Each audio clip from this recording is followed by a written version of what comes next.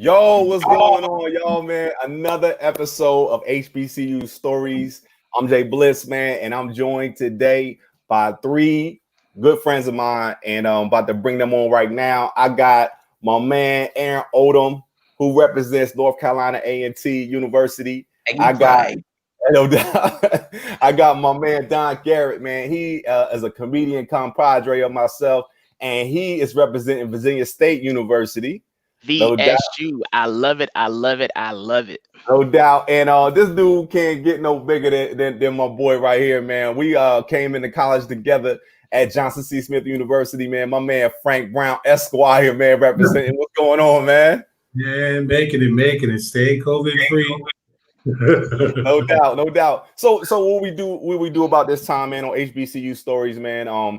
We just chop it up a little bit, talk about, reminisce about our experiences at HBCUs and with the impact that it had on you within your life and how it still impacts you today. And Frank and I are a basic, a success story about that. Like I don't care how far he goes in life.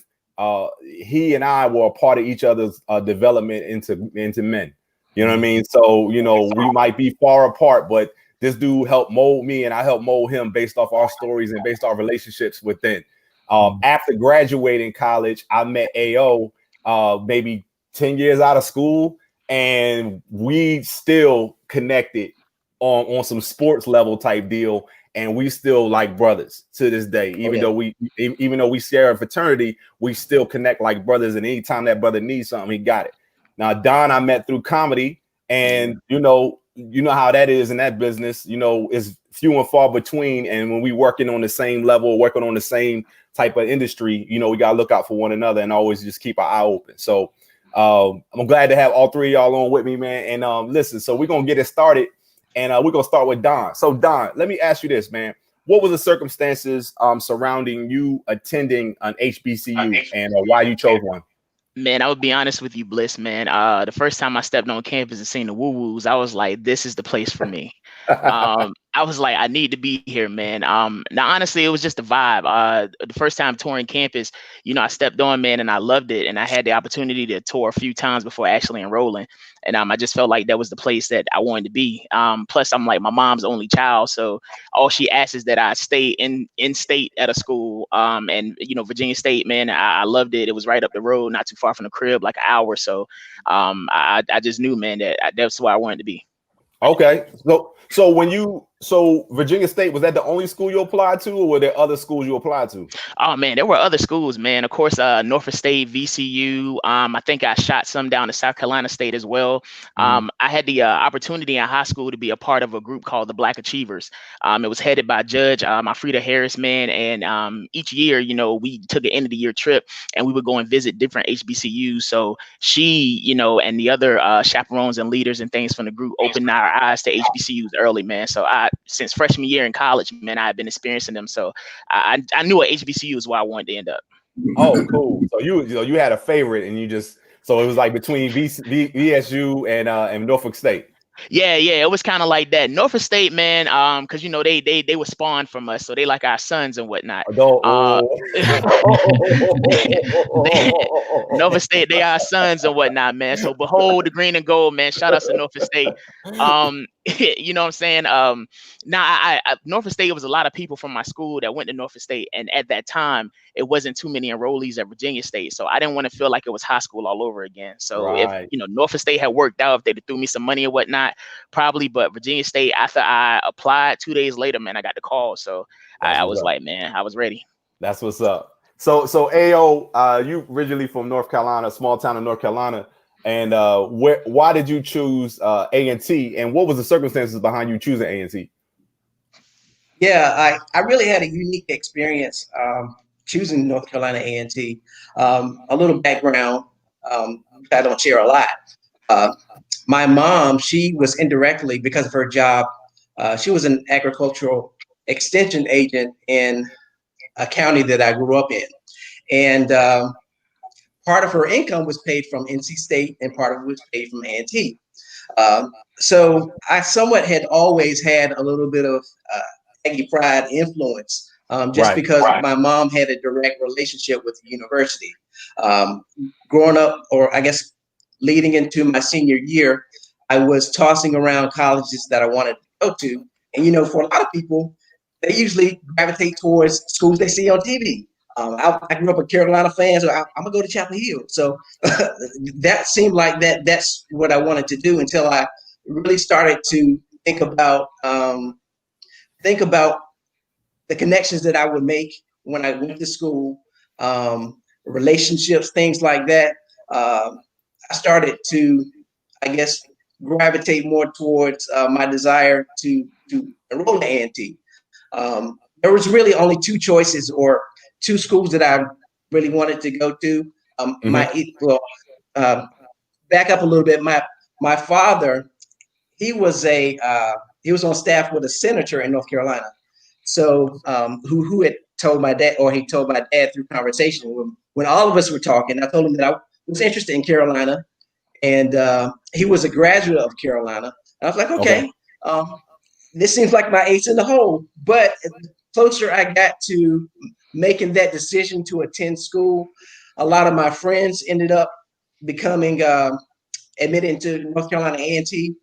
And before I had to make a final decision, I was accepted into a research program at North Carolina A&T, which would have been before the beginning of my freshman year. So that helped as well to seal the deal, because I knew I was already going to be there in the summer.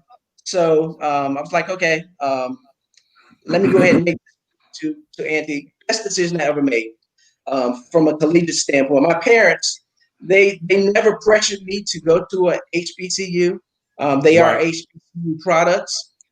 They wanted me to go where I was happy. They exposed me to the importance of an HBCU, the differences, because both of them, like I said, both of them were HBCU grads or undergrad, but they do have traditional or predominantly white institution secondary degrees or advanced degrees. So they knew the difference as far as the nurturing, the cultural differences that you would be exposed to at an HBCU. And like I said, once I set foot on campus, it was all she wrote. Everyone had that experience, knowing that it was the best decision that I could make from a collegiate standpoint. No doubt, no doubt. So, all right, so Frank, what was the circumstances behind you getting to Johnson C. Smith, and what was the background like? What was the process like? It was by accident. I was looking at different schools like state, low schools like that. I went to a Catholic school in Charleston, so I had been in an all-white elite Catholic high school. So when I actually balls. In Singleton, a friend of mine from Charleston, mom said get in the car, and unfortunately, Miss Myra was one of the 9 who passed away at Emmanuel, and I'll never forget her saying to me, "Baby, come on, get in this car." And I went up there, and I don't know if you were up there for orientation. I just fell in love with it. I felt coming out of that white Catholic school that I had survived. Those environments where you're not from money, you're not out of their cloth, your dad is not on that same scene as the people in there. You're just trying to survive, and not ruffle any feathers or get put out, because you knew it was a unique opportunity. So Johnson C. Smith was actually an accident. I think, when I got up there and I just met, different people from all over the country. And my aunt had gone to Johnson C. Smith for a year or two, so I knew about it. And then, honestly, when you saw those girls, man, coming out of Bishop England, it was not popping. In North Carolina, you wasn't dating Susie Frenchie. That wasn't happening. So so to get to Johnson C. Smith, you're like, oh my God, where you from? Philly? Where you from? LA? Oh man, to Boston. Where? It was like shit. Like the best. I think it just and when you add Dr. Yancey, I think for me, the differentiation for me was Dr. Yancey, someone who was very influential in my life and got me an opportunity that got me into politics. I mean, if it wasn't for Dr. Yancey, I wouldn't have gone to law school. She really pushed us to not just settle with that BA degree and understand that there was more to do and more levels to achieve. And so, Johnson C. Smith is a very special place, man. I think everybody who went there is like family. Even if you didn't get along with somebody, right? You're not gonna let somebody else talk about somebody from Johnson C. Smith. Not at all. Not at all. Not at all. And it's funny. It's funny that you say that because it's like things that I specifically remember, and the fact that you said that you went there by accident, and that Kev's mom actually told you to get in the car, and then that experience is what made you change your mind or say, all right, that's where I want to go. Because in my mindset, just meeting you for the first time, like I said, when I first walked in the freshman dorm, you was the first person in my face.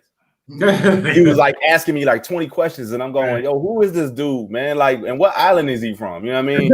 And and I'm like, why has he got that thick accent? You know what I mean? But like, it was like you were just curious, like you was just trying to figure people out. And everybody was doing the same thing. You just had a friendly way of doing it. You know what I mean?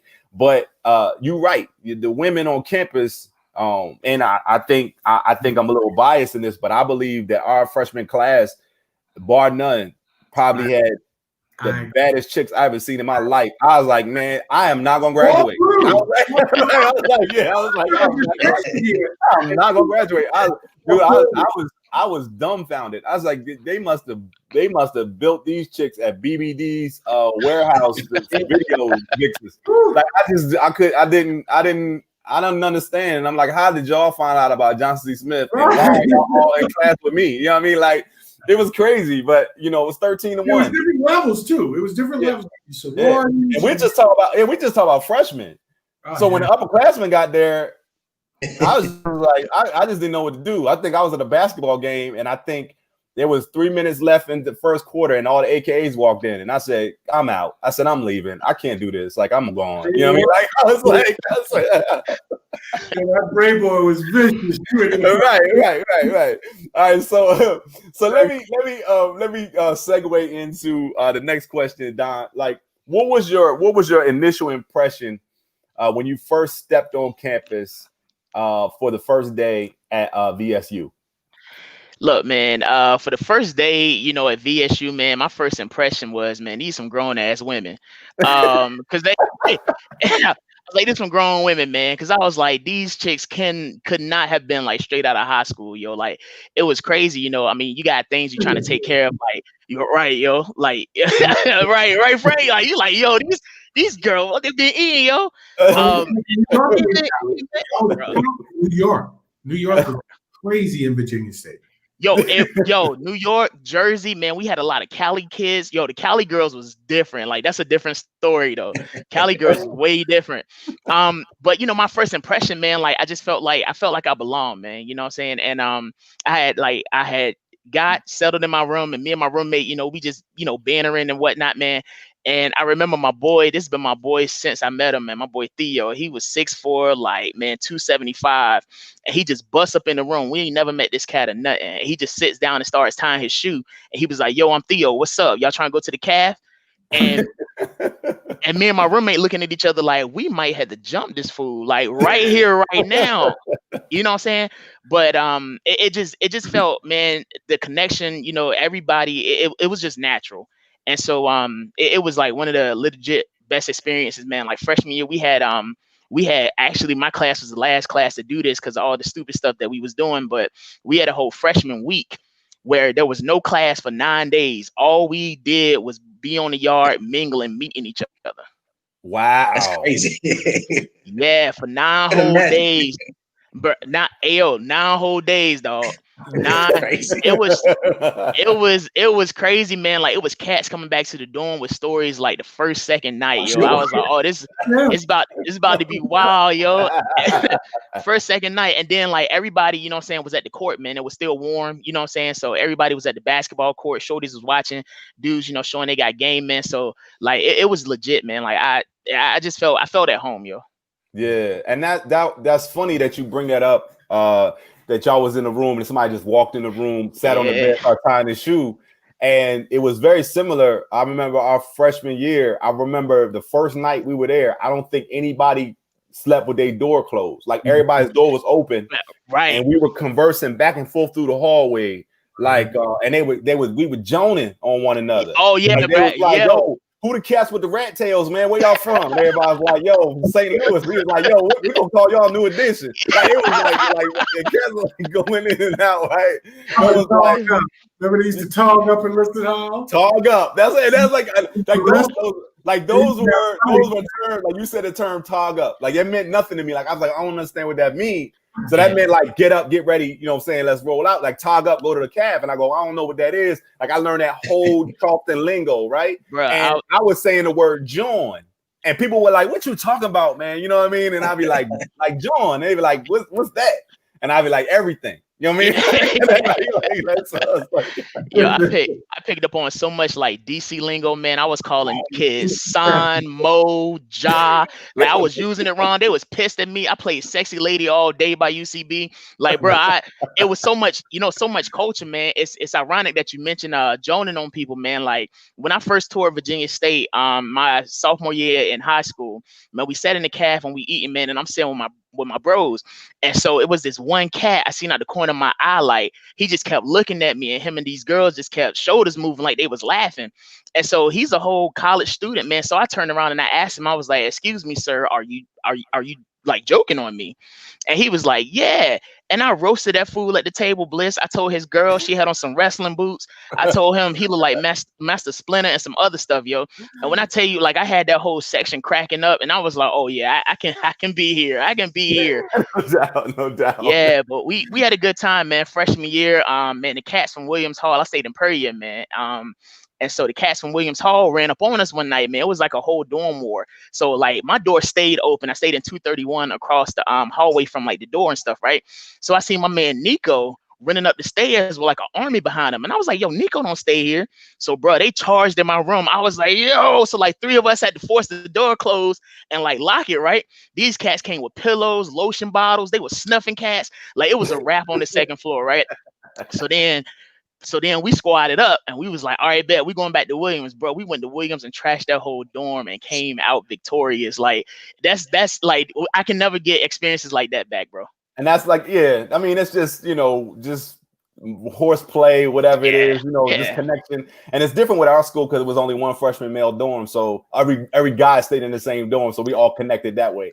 Yeah, and AO, what was, and A&T is a huge monster of a school. Like, I think the first time I visited, I was like, I would flunk out in week one here. So like, what was your first impression when you stepped on campus at A&T?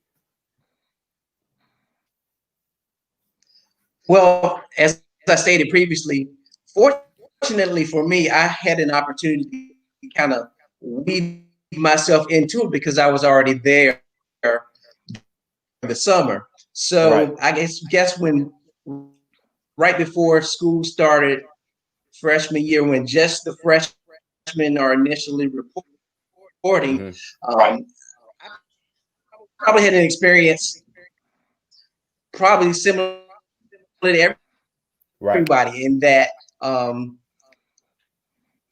you feel like you're in a safe place with people coming from all across the country, whatever it is that they have before you start figuring people out and learning how people really are. You felt good.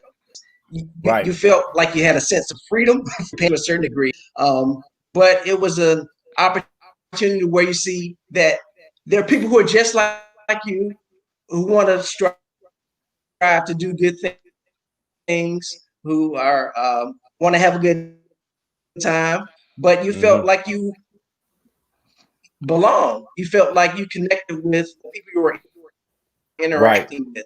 So that experience, just having an opportunity to meet, for me, coming from a small town, I probably had as many people on my floor as I had on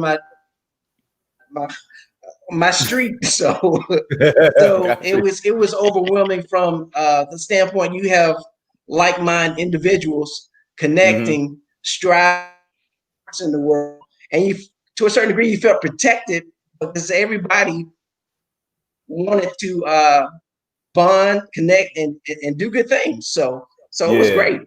No doubt, no doubt. And we have a little bit of a connection issue right now for you, AO. So I don't know if it's something you got to plug in or something that's going on, but we'll get it straightened out in a minute. And Frank, so I think we had the same experience, like first stepping on campus and seeing what the campus was like. And what was your initial impression? Because I know you had the initial impression when you came to visit, but what was it when we got to school? My mom left. Yeah, I remember them feelings. You pulled off. I think it was the first time you really felt like, wow, you know, I'm on my own. A little bit of a connection. Can you hear me? Yeah, I got you. Yep. You know, I felt like I was on my own, and I felt like I had a group of people around me. I think the one thing about Johnson C. Smith was even weirdo cats. We didn't have nutso people. You know what I'm saying? Right. We had some fringes, but there was a core consistency about all the kids who was in our class, especially. Right. All of them had big dreams. All of them had core smarts and core competencies that later showed up by the time they graduated. All of them were high achievers. All of them wanted to do well. All of them were good people. Right. Really wanted to help other people. At our core, you know, everybody had their shit about them, but we didn't have, I guess because it was so small. You know what I'm saying? I think that was the specialness of Johnson C. Smith. As it was a small place, almost like a going back to high school. It was that tiny. And for me, it was the professors, Professor Thomas and Dr. Yancey and you know, the different people you got a chance to deal with. You know, Professor what was it, Herman, whoever he was, I forgot his name, Herman, Professor Herman. Oh, wow, in the history department. Yeah, you know, like just great people who really, and you know, I remember when I was getting ready to go, and this is what differentiated Johnson C. Smith for me. It was when it was time to go to grad school, and how Dr. Yancey really put her hands around all of us who were getting ready to go to either law school, medical school, grad school, made sure your application was tight. She paid our application fees, put us in positions to get internships we would have never gotten on our own. Those are just things that made that place special. Yeah. The relationships, this relationship, my fraternity brothers' relationship, people who weren't balls, boo. I mean, Travis Manigo, people who weren't. Johnson C. Smith was so cool that even if you weren't in a fraternity, you still could be cool. You know? Oh, yeah, absolutely. Yeah. You gotta do this. You either play sports or you're in a fraternity or there's some clique that you're or the band. Johnson C. Smith, there was plenty dudes who got just as much as anybody else who didn't do any fraternity, just were smart, cool, down-to-earth kids who were individuals. And I think that's the great thing about Johnson C. Smith. You had a chance to really grow as an individual. And I just look at all the people and what we're doing, and from our class, especially, whether it's Dame, whether it's BJ, whether it's myself, Maya, Shay running schools up in New York. I mean, we had a phenomenal group of people who at their core leaders and want to make society better. And I think that Johnson C. Smith was a great place to really hone that. And it really steeled me. So when I got to University of South Carolina, which was the worst experience of my goddamn life, it was Johnson C. Smith had spoiled me, because when I got to South Carolina, it was a really tough adjustment going from they know your name, they're gonna make sure you're good, they got your back, to I don't give a fuck if you come to class, I don't give a fuck if you graduate, I don't give a fuck if you're here. Like, you know, it's 30,000 FBC school. It was only one law school in the state. So for me, Johnson C. Smith was essential. And we talk about this, I think, a couple of times on the broadcast when we're talking about the investment that your professors have in you not to fail, and what they won't put up with. Like they require you to be thorough in every aspect of what you do. And if they see you not being thorough, they'll challenge you on it. And you go, why you care? Right. And they go, let me tell you why I care. Because they need because I can go to any university in this country and teach. But I chose to come here. You know what I mean? So that was like the whole part of it. I mean, you bring up a point about the fraternities and things like that. Like for Smith, it was so close. I would go to other campuses and wonder why they didn't get along with other members of different groups. Yeah. And I would go, I don't get that. And they go, y'all get along with y'all alphas? I go, yeah, that's my boy, that's my people. You know what I mean? Like, you know, like, so it was like, it was different because it was nothing for somebody to go over, but still hang with the same dude they was hanging with before they pledged, and they be in a different fraternity. I remember I was hiding with Cisco them in the queues. Right. Right.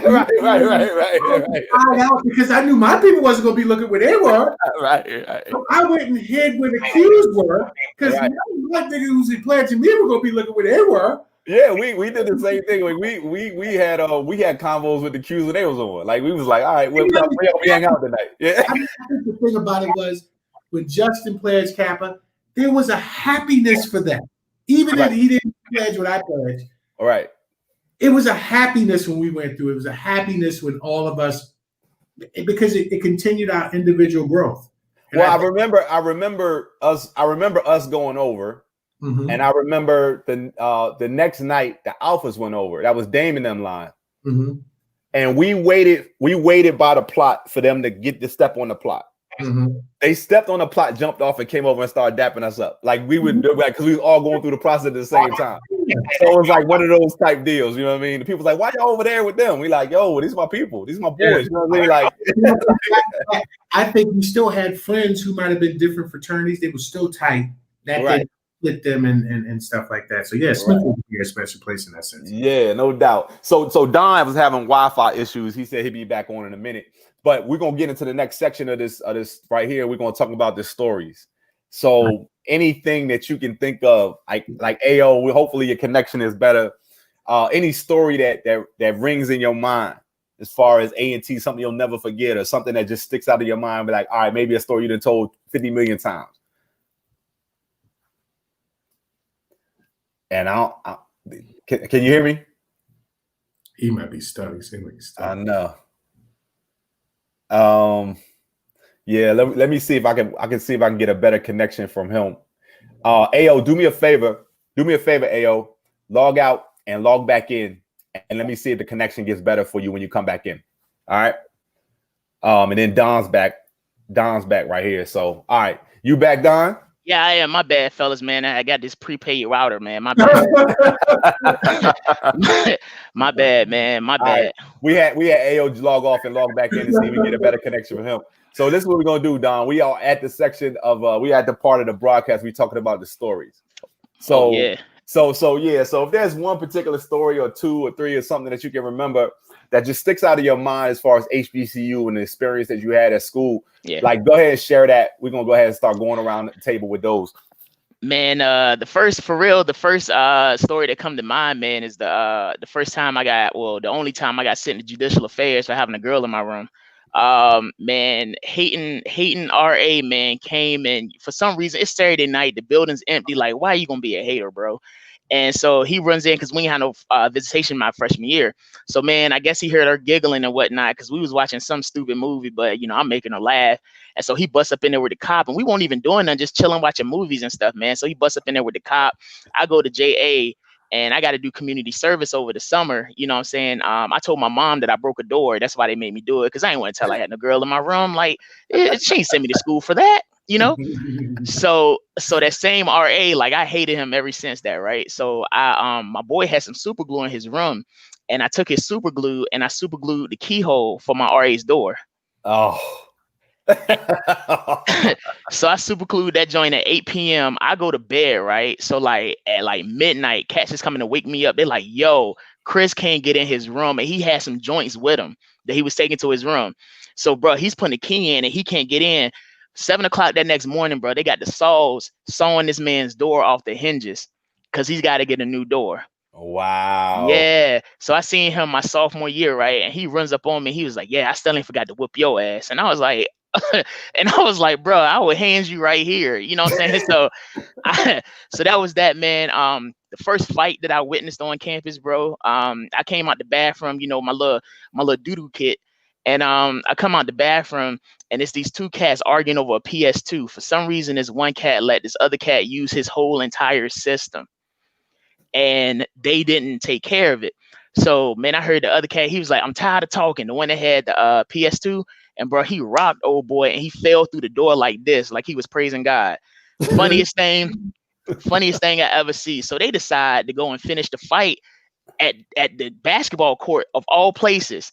Now, an intramural basketball game is going on in the gym. It's bright lights. All the cops is at the game. I'm like, bro, y'all about to get caught. No cop came out there. Like, one of them walked around with a black eye for a week. The other one had a swole jaw. It was amazing, bro. it was amazing. So they finished the fight at the basketball court. That's funny. That's funny. Man, like Bliss, a lot of you not. It's like 11 o'clock at night, bro. Like the entire dorm emptied out. It's cold, man. It's like, man, February, man. We got flight jackets on and basketball shorts and flip flops. We went into the court, man. Like we was all around there. Like we was around the cage like a UFC fight, bro. It was nuts. That's hilarious. It was nuts, man. So, Ayo, let me see if the connection is a little bit better, man, because I know you got a story you're going to share. So, what you got for us? How am I doing? It sounds a little bit better. Any better? Yeah, it sounds better. I guess it's a collection of stories. Okay. Well, I mean, there's a lot of comical things as far as like, I remember a time where we went to Durham on the road trip with just some of my boys. We were going to hang out at Central, and we went to the store, and one of my partners decides that he's just going to take something without paying. So, whoa! Actually, almost pulled it off, but he went out the emergency door. so the arm opened the emergency door. And then the cops come and get him. He gets arrested. Oh, that's hilarious. But check this out. All right. They start once they get to him, and once they take him downtown, right? They start ragging him because in his pocket to pay for it. So that was a wild experience. So the cops are strong on him. But we had to wait on him for his money. They ended up setting his bail like at Well, how much was the bail? Well, they were teasing him because he had the money in his pocket. Oh, okay. I got what you're saying. I got what you're saying. Yeah, I got what you're saying. So his bail was $100. Oh man, dude, that's just bad thinking. I mean, you got the money in your pocket, but you're gonna rob it anyway. We're college students. At that time, we didn't have $100. We were trying to scrape it together.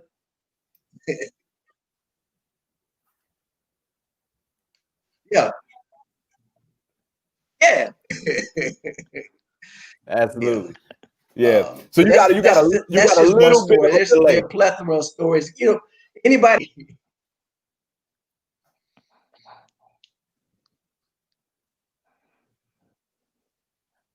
Hey, yo, got the same route I do.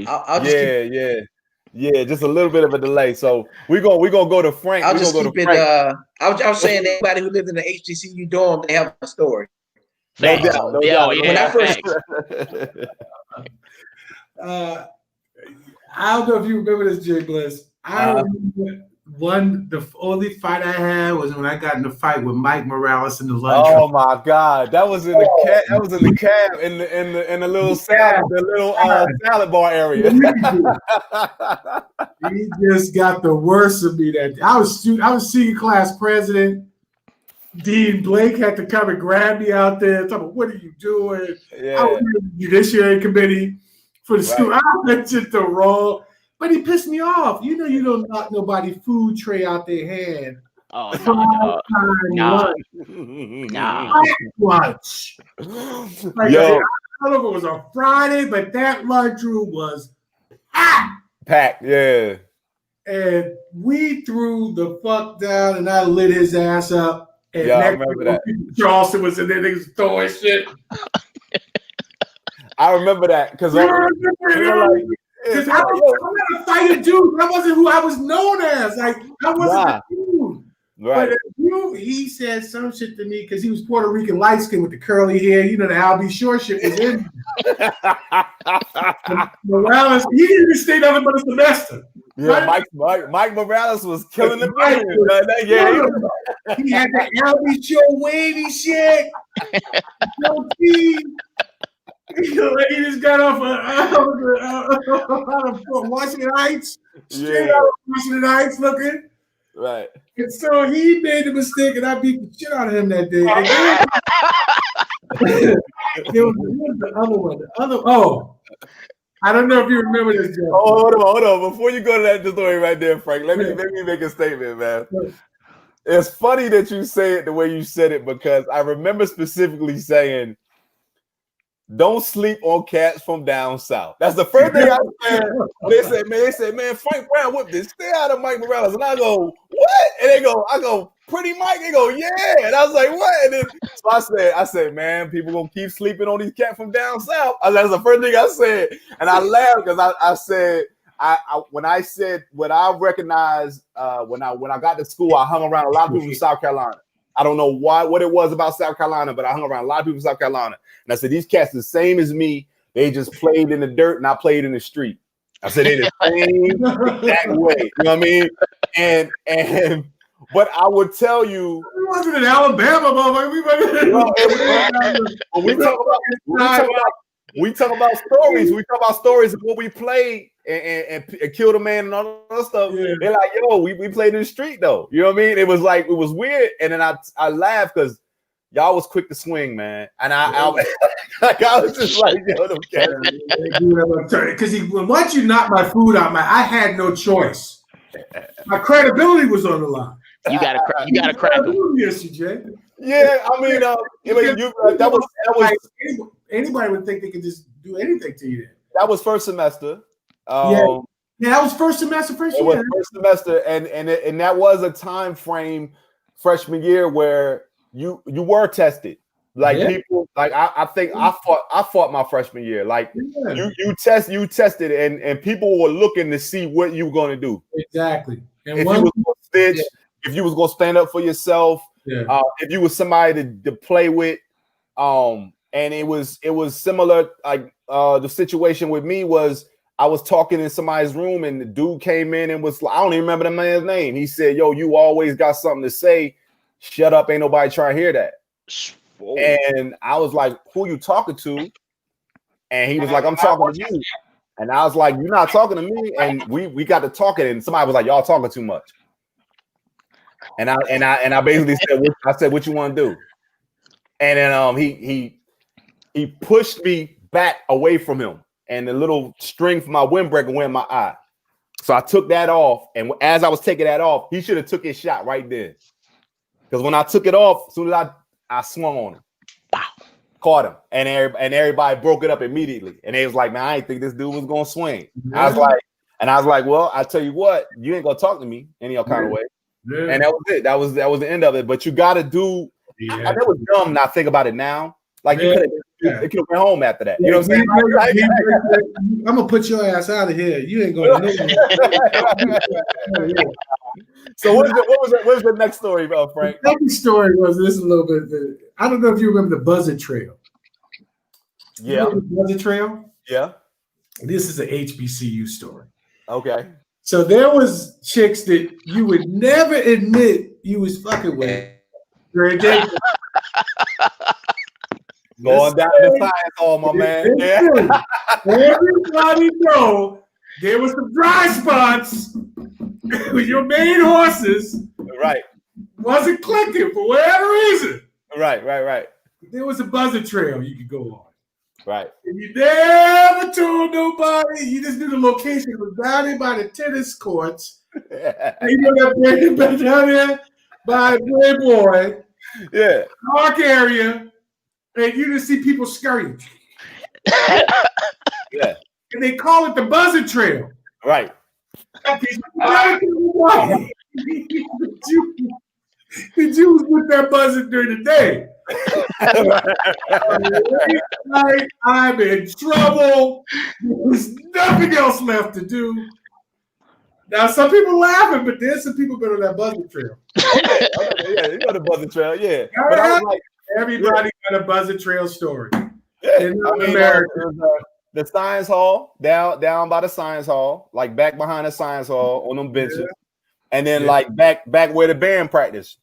New Dome. That's like that. Yeah, the new res before they built it, like that whole. Like, I hope T.I. is smart young watching this. I remember when and Desiree came and jumped me in my room. I heard about that too. You heard about that? Yeah. Somebody was jumping out the window. Let me just give y'all the preface. Somebody was jumping out the window. And Desiree, God bless her soul. Yeah. And T.I. came in. They fought me. Yeah. And they shot me like this was not cool. No, we playing around. Like I was literally being jumped by two deltas while somebody was jumping up.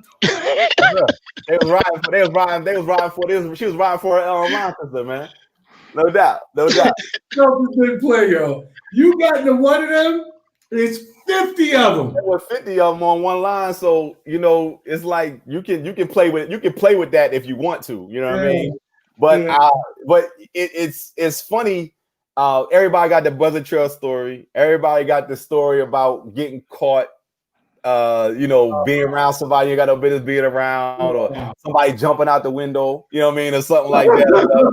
And it's crazy because the time frame that you and I were in school, Frank, and Don and AO a little bit later on. See, Don, you were in school. You didn't really have to worry about access to computers. Yeah. Oh yeah, that's a fact. Yeah, we did have those. Yeah, right. we had those. We had a computer lab. We had a computer lab where we could go to the desktop, and I remember we would be typing papers, and it'd be a line of people waiting to get on a computer. Yeah, fast. And the way to get around not waiting in line is you would tell your boy like, "Yo, I'm gonna be typing my paper at 8 o'clock. At 9 o'clock, you come get my computer." And then they'd be like, "Yo, you can't jump the line," but like, "Nah, I'm helping them type." Yeah.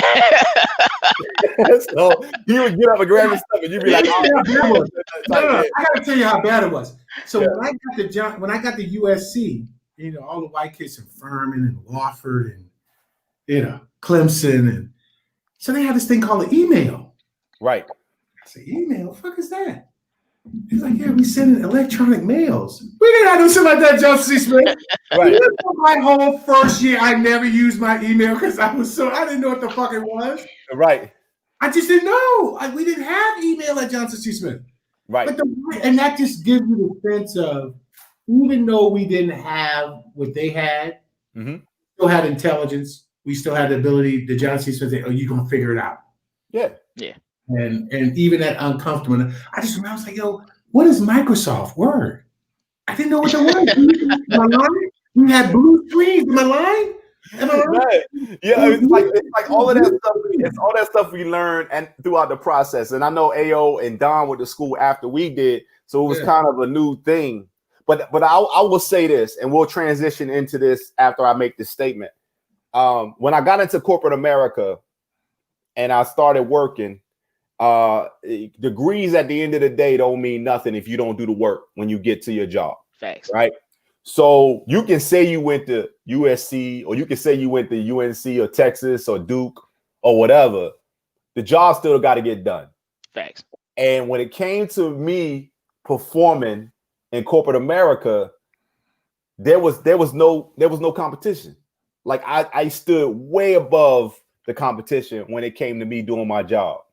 And I remember specifically sitting in an office one day, and they were critiquing me on a group. I was in a training program, and they asked me, "Where do you feel like you rank in this training program?" I said, "I feel like I rank pretty high." Just being confident. They said you rank at the very top. It is. They said you could actually get out of this program early and go ahead and get you a full-time position out of the program. And when I got hired out of that program, I was the very first person to ever take a full-time role and not an analyst position. It was like, nah, we're just going to give him a role. That's dope. So it was like, That's that dope. is what the cultivation of John C. Smith will do, or that HBCU experience, because I can honestly say I was handheld throughout my process. Like my professors didn't, like if I did an assignment and I handed it in, they say we're gonna give you 24 more hours to get this done right. Facts. You know what I mean?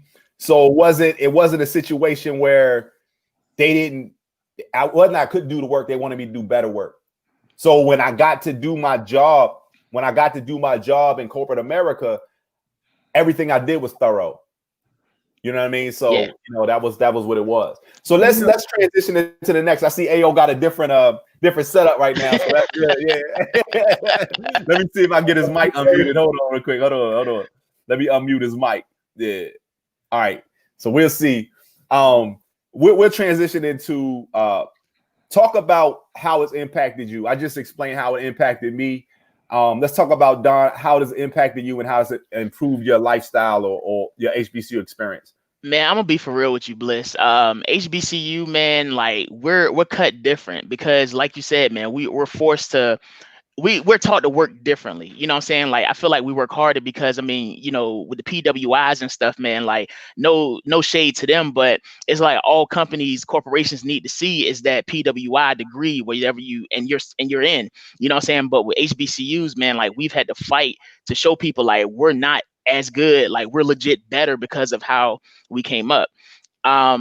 I love that HBCUs, like my professors was almost like parents, you know what I'm saying? Like if you was messing up in class, it was nothing for them to pull you to the side and be like, yo, like the hell is you doing? You know what I'm saying? Like get it together before I, you know what I'm saying, before I slump you, you know what I'm saying? Like, and that's how that's how like I appreciate them for that, because at a HBCU, smaller class sizes, we're not a number, we're people.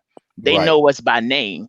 And the value, man, of hard work was taught at the HBCU, man, and they let us know, you know what I'm saying, like, bro, like you got to work twice as hard as your counterparts and stuff. And it's just, they kept it real, man. So I mean, being at Virginia State, it legit showed me how I should go about my work ethic, how I should handle myself, conduct myself, and pretty much, man, it just set me up for success, honestly. So without Virginia State, I would not be where I'm at today and where I'm going, man. So I owe it all to State, bro. That's what's up, dude. That's good stuff. Hey, yo, I like the connection, man. You good? Yeah, you good. But you listen. I'm using my HBCU experience now because we didn't have the same resources. Yeah, we didn't. But you know what? You didn't give up though. You didn't give up. You was like, yo, I got to do this for my man. I got to get this right. So pivot. So let me let me ask you this. Like, talk about if there's another story you want to share too, you can go ahead and do that since it was kind of choppy when you were doing yours. But talk about how going to an HBCU impacted your life and how it's improved you, and the fact that you have sons. Right. And would you steer them towards an HBCU, or this is what we've talked about in the past episodes? Our kids are spoiled. Our HBCUs have afforded us a lifestyle that 9 times out of 10 is way better than what we came up in. Fact. Like my kids probably have never eaten tuna fish, right? So their mindset or their struggle isn't the same as mine. So I feel like they might be afforded opportunities that I wasn't, being one of the first people to go to college and graduate. So would you steer your kids that way? And how has it impacted you? And what do you see for your kids in the future? And is HBCU in their future? Right. It's impacted me in a way that, as I stated, as most of us have said, it somewhat prepares you from a cultural standpoint to be able to compete in the world. Once you come from your HBCU, your experience, regardless of where it is, VSU, JC Smith, A&T, when you're there for those 4, 5, 6 years, however long you're there, if the collective environment is preparing you to go do great things, right? Yeah. So, when you get out into the quote unquote real world, because of I guess because of media, societal perspective, you kind of wonder how do I compete? How you stack up? Yeah. How do I measure up against the Duke, against Yeah. the UNC? How do I stack up against that? So when I left Ante and everything that I experienced, and once you start getting to areas where you are competing with those who went to those schools, you see that you have probably even more, because a Yeah. lot of people were given certain tracks just based upon name recognition. So Yeah. as you start experiencing more of that, you become a lot more confident in that HBCU. So I I feel very validated, I guess you would say, about my HBCU experience. And as far as with my sons, uh, I want them to go where they feel comfortable. I want them to go where they want to go.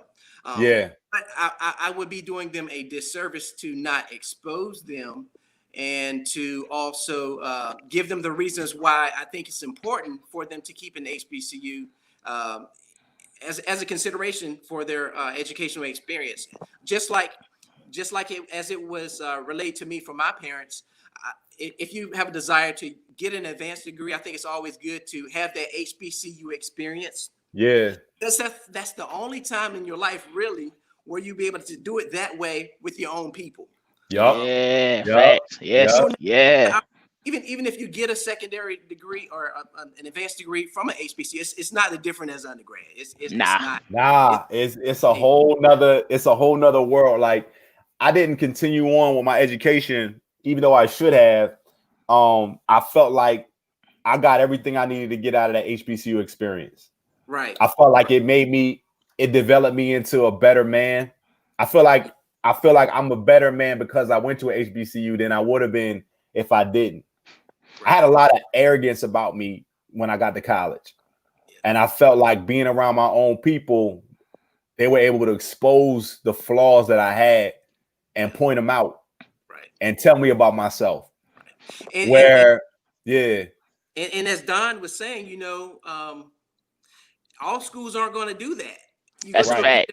They're not going to call you out on your stuff. They're just going to brush it aside, but they're not going to give you the nurturing that an HBCU is going to give you. So, so that standpoint, I would, like I said, I'll continue to expose my boys to that. My oldest son, he's really adamant about wanting to be an engineer. So I know lots of engineers that went to A&T. So that's those are things that I can say. Look, if you want to be an engineer, I know plenty of them who are doing awesome, doing really well that went to A&T. So I would be doing a disservice if I didn't at least educate and expose them to what HBCUs have to offer. Well, the networking part of it, like, that brings up a good point. Like, the networking part of it, like, we want to be too far removed from the time frame when our kids are ready to start applying and start doing those things. And because you went to an HBCU and you know somebody in that position, you'll be like, hey, what can you tell me that will help my son? They're like, oh, well, let me give you this person's number, this name. Call them. They'll put your son in this program. You know what I mean? And it's that's the kind of stuff that's gonna happen. You know what I mean? Absolutely. Yeah. Because I even think about now, having an indirect connection with the university through fraternity brothers. If I have fraternity brothers who are currently in certain majors my sons may be interested in, I can let them go and shadow them to see what their day is like.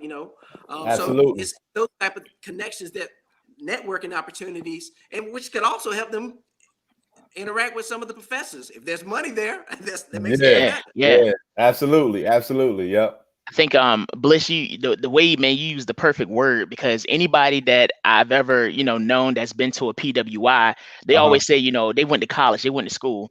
Anybody that I know or talked to that have went to a HBCU always describes it as an experience.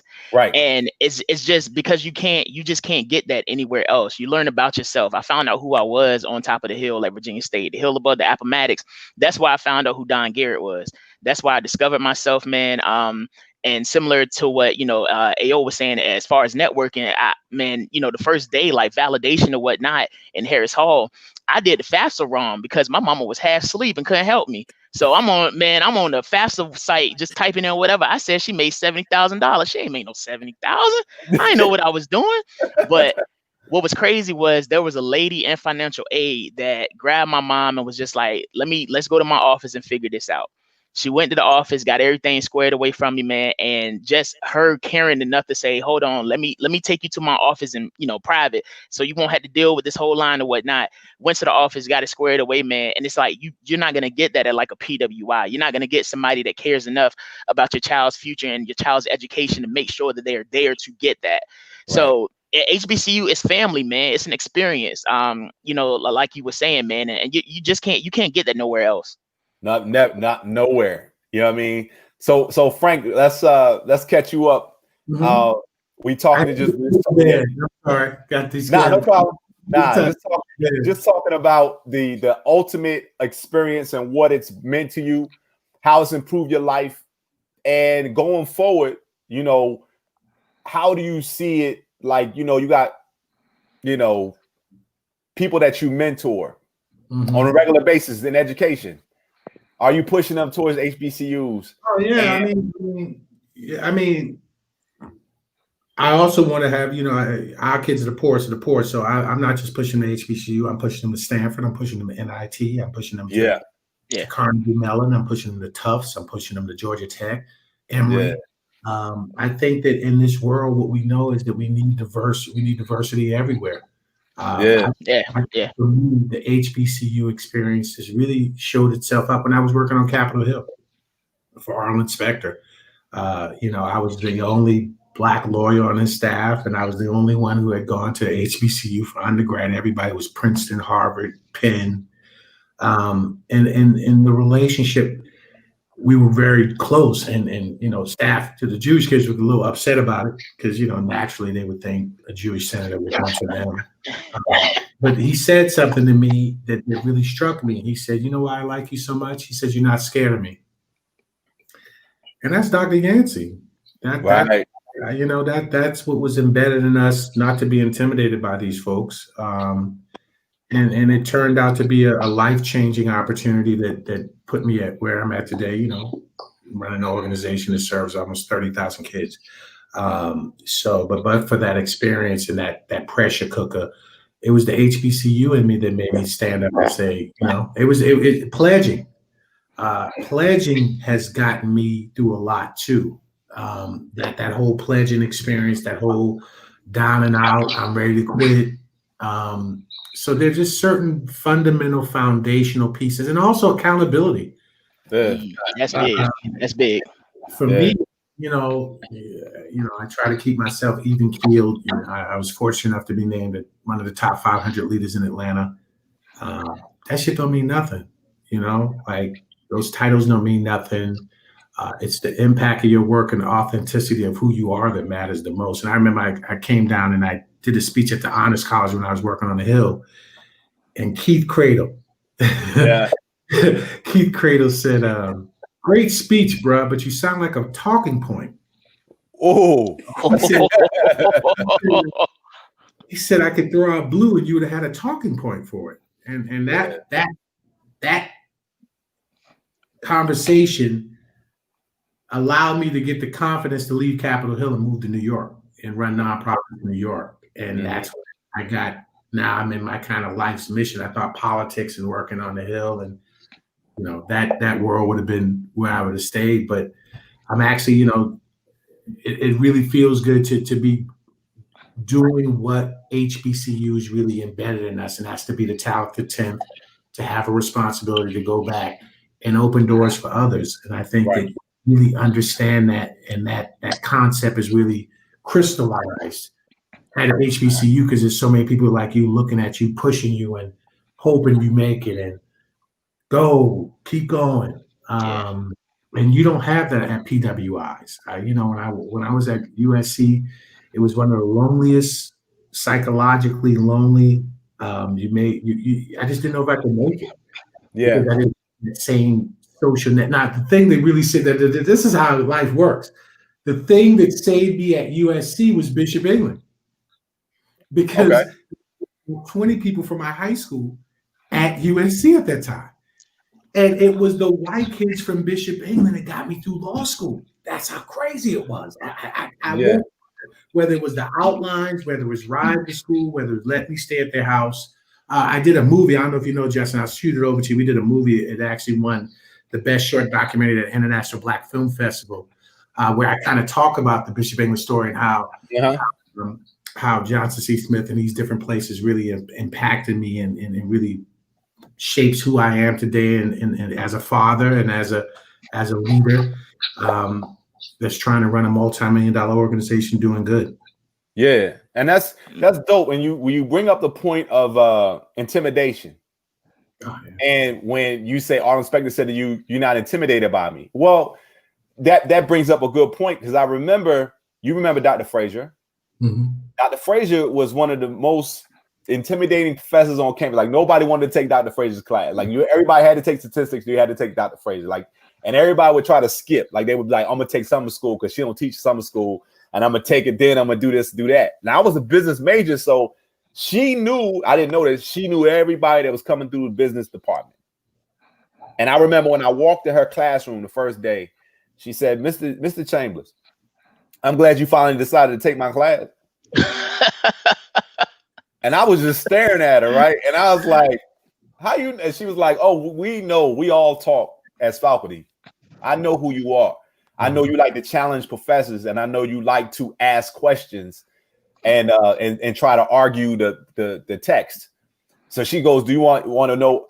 You mind me asking you why it took you so long to take my class?" It's like, "Well, I just wanted to look at my workload and make sure I was prepared." So then she goes, "Are you intimidated by me?" I was like, "Not at all." She's like, "Why not?" And I said, "Raised by a black woman."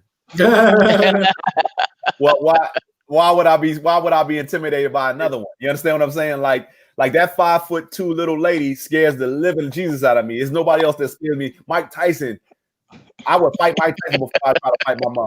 You know what I'm saying? Like, so, like, that was like the whole, like, the mindset of intimidation and the whole pledging process.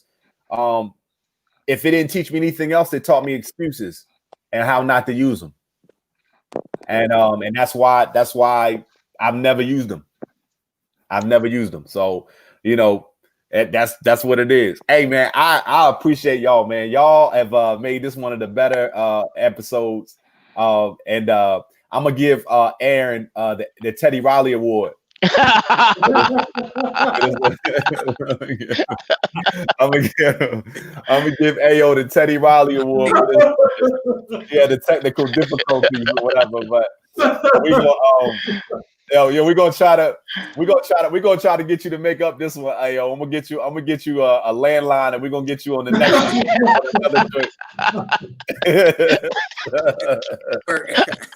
I ain't gonna blame the school, because I know too many people from A&T, and I'm not trying to get on their bad side, man. So, yeah, just as long as, look, you went to A&T, but just make sure this wasn't AT&T's fault. Because that's what they call y'all anyway when y'all on national TV. You know, they be like, "No, come out of AT&T." I'm like, "Man, if y'all get off the TV with that dumbass, let me tell you, they come down here in Atlanta at that HBCU national championship game, and they show the hell. Boy, they take over Atlanta. You hear me? I like, Aggie pride all day, baby. Down here so deep. My office high, they was. I'm like, damn, they taking this shit like it's the SEC championship. Like, listen, A&T has really gotten a lot of love off of that, a lot of money. A lot of those boys in the league off the media because of what A&T doing. So that's another place opening up doors for kids. I was shocked so many kids from South Carolina State in the NFL. Yeah, we have large representation. Absolutely.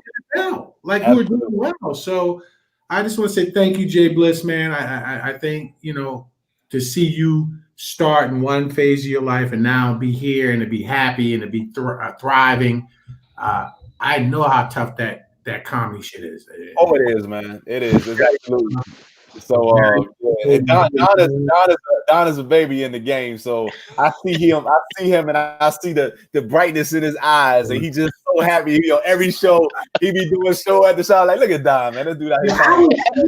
I gave this girl Leah. She was a comedian. I was shocked at how hard y'all got to go to get on. Like that, y'all was sitting in a club and might get $20 that night, but y'all are sitting till 4 o'clock until your time. And that's a passion, and that's a for 5 minutes, 5 minutes of stage time. 5 minutes, you might get blue. Now, I flew to New York. I flew to New York for no money to do 7 minutes. Like, it's just like, yo, like you love being on stage. It's just part of who you are. You know what I mean? But it's a good feeling, man. It is, man. It's a great feeling, man. I remember, Bliss, the first time I saw you perform, man, was like my Comedy Zone graduation. Right. And that was the first time I saw you, man. And like to watch you like slate on people for like 20 minutes, bro. Like we were just in the back, like we were in awe, like, yo, like this, like, yo, this dude is a killer, bro. Like he is smashing them. And then, man, I had the pleasure to share the stage with you at the Omega House, man. Shout outs to my man Tito. I gotta get Tito on here too. Tito gonna be on here soon. Oh, yo, you already know he gonna NCCU to the man. Yeah, Tito gonna be on here soon. Yeah. Oh, yeah. But it was a pleasure, man. I appreciate all you do, man, and just helping to cultivate, the comedy scene here in Charlotte, man. So I appreciate it, man. Thanks for the opportunity to have me open for you, man. And man, I appreciate you having me on tonight. Don, man, to keep the grind going, man. Like I say, just because we don't say anything, man, the vets and the people that have been in the game a little longer than you recognize it, and just keep doing your thing, man. And it'll come when it need to come. You know what I mean? Yeah, that's fact. I'm patient. Ain't necessary. Like I've been doing it almost 15 years, and people feel like, yo, you should have been blown up by now. Well, guess what? I'm content. Right. Because I know what I can do. You know what I'm saying? So keep doing what you're doing, man, and it'll come when it's supposed to. Appreciate it. Hey, yo, any last words, man? This, because I don't know what to be saying. Yo, man, that's my front brother, baby. That's my dude, and we're gonna stay big at all times. And yo, I'm gonna get up with y'all on the other side, man. I appreciate y'all tuning in. Appreciate y'all being a part of this. And don't be so sure I won't reach out to y'all soon again, man. Peace out, y'all. Peace out.